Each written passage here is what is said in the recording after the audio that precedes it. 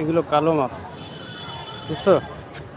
এগুলো কালো মাছ বেশি, এখানে কালো মাছ বেশি থাকে। এই যে সব কালো মাছ দেখা যাচ্ছে।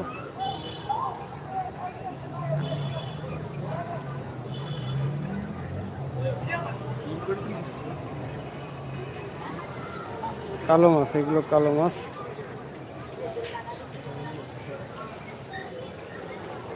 এই যে দর্শক দেখতে পাচ্ছেন এখানে কালো মাছ।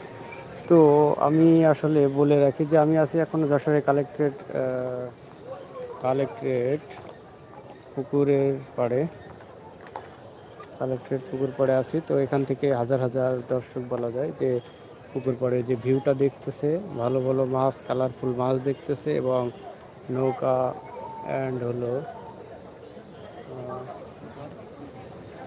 ওই যে বলের ভিতরে উঠতেছে। যাই হোক।